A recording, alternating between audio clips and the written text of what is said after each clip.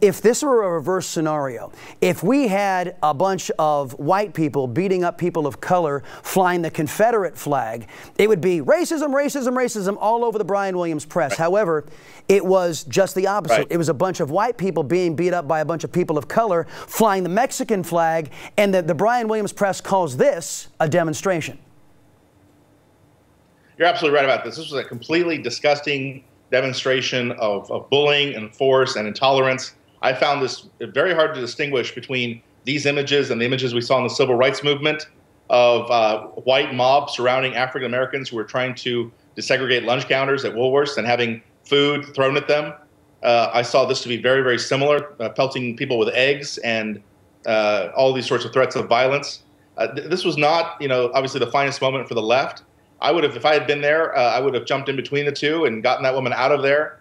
And stood up to those folks and said, if you want to go to her, you've got to get through me. So clearly, Latinos have to learn how to express themselves better than this.